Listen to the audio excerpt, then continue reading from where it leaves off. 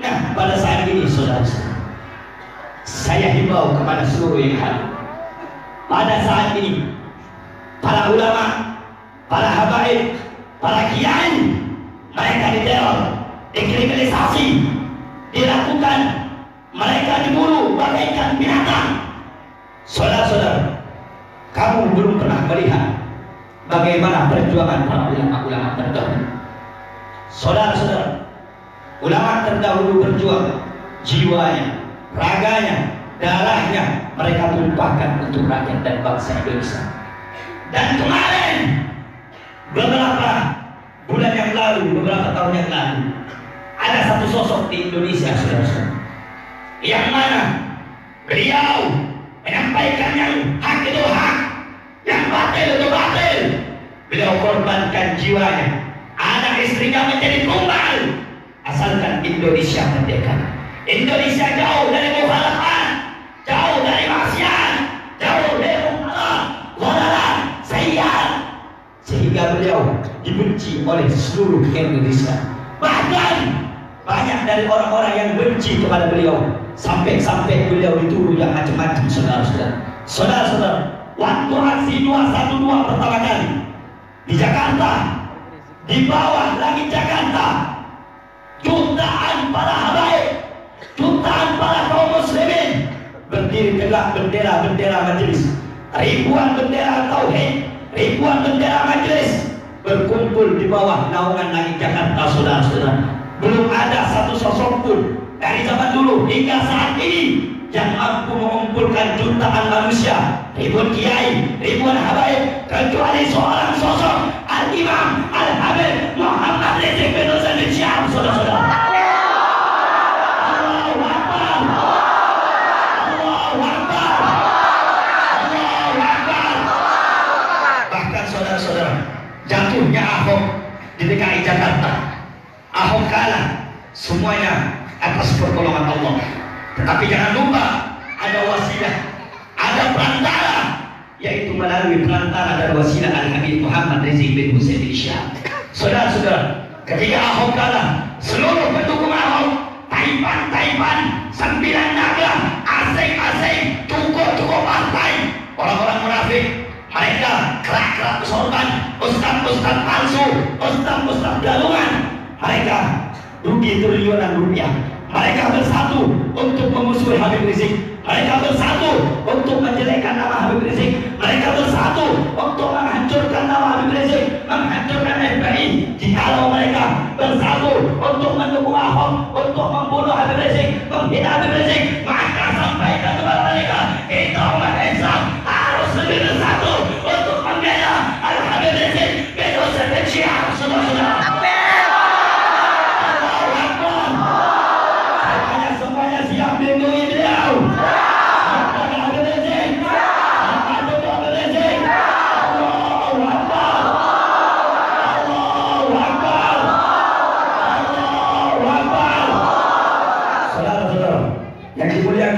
oleh Allah Subhanahu wa ta'ala. Sering saat saya ceramah, saya sering diteror, diancam, Habib jangan ceramah keras-keras, jangan nyinggung politik pemerintah, Habib jangan terlalu bawa emosi. Saudara-saudara, jangan bermain api kalau takut. Kita umat muslim tidak pernah marah, tidak pernah mencari kesalahan. Betul? Saya tanya, umat muslim pernah muslim orang Kristen? Pernah?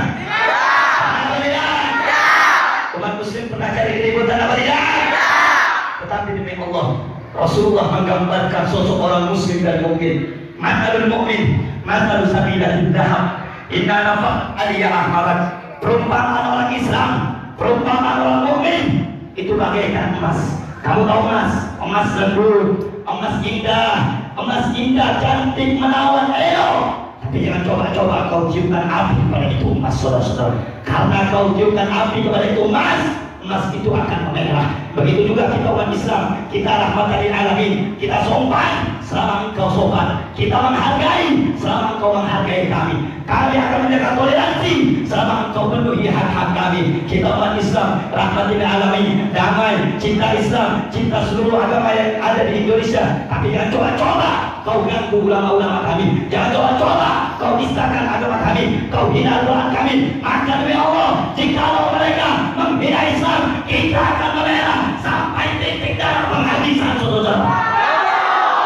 Allahu Akbar, Allahu Akbar, Allahu Akbar.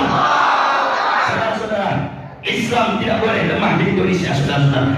Di mana-mana Islam yang minoritas, mereka diperbudak, mereka diperlakukan bagaikan binatang.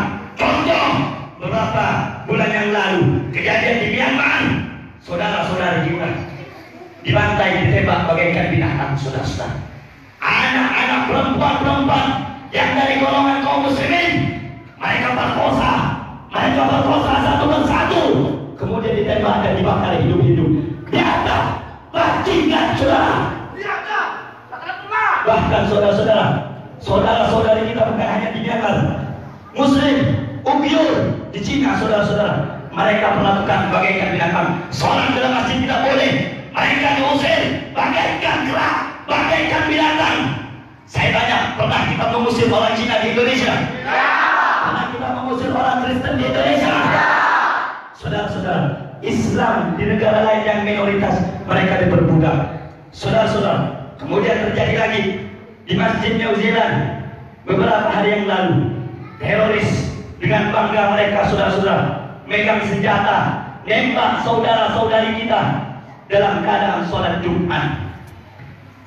Dan saya herannya lagi, saudara-saudara, pada saat ini yang nembak kaum muslimin tidak dikatakan teroris.